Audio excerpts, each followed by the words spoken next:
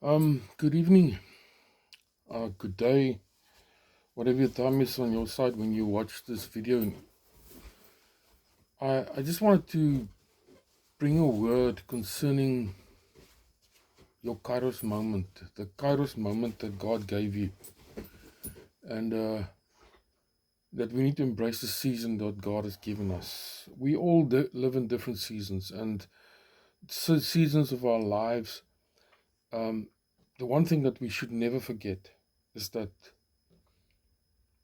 God, while we are alive, God's calling upon our lives is never lifted. When we're alive, we still have a calling. It might differ in different seasons of our life. There's two Greek words in the New Testament that speaks about about time. And one word is chronos, and the other one is kairos. The word chronos means measured time.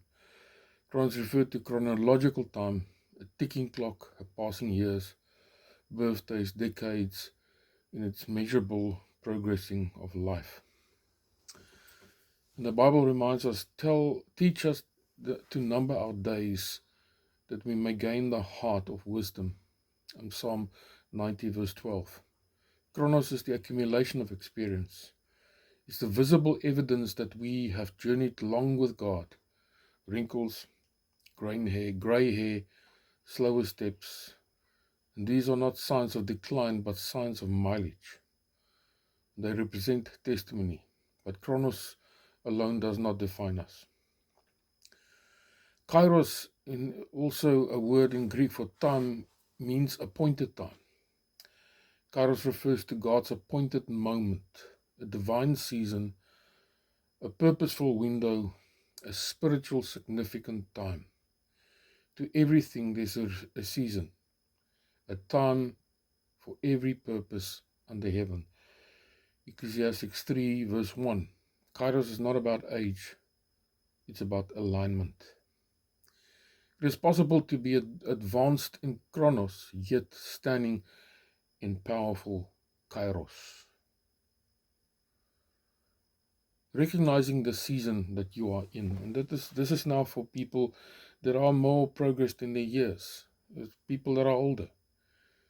For many who are older, there can be quite a struggle. People will say, my best years are behind me. I've done my part. It is time for others now. But Scripture says otherwise. They shall still bear fruit in their old age, and they shall be fresh and flourishing. Psalm 92 verse 14. God does not retire his servants. He transitions them.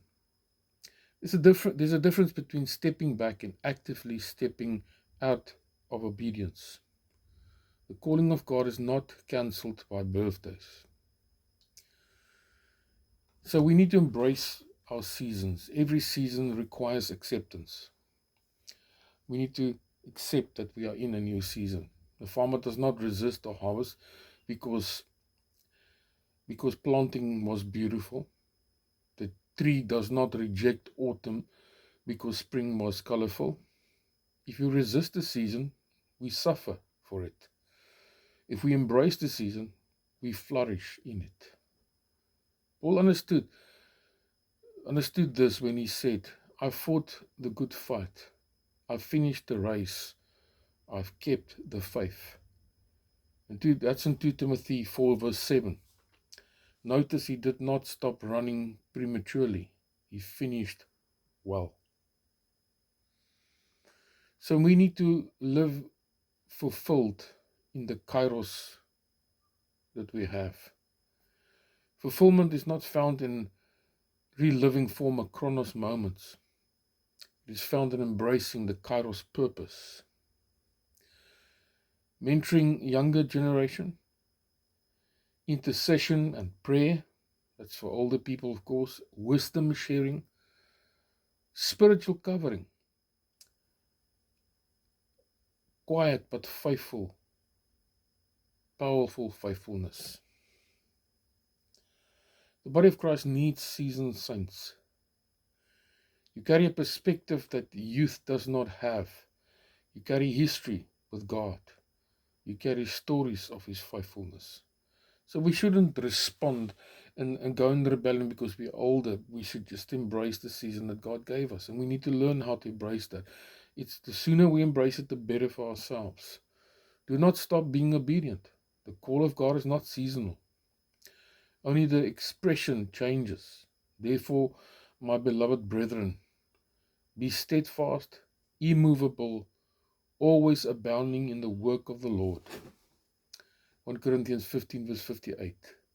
Obedience might look different now. It may be less visible, but it is not less valuable.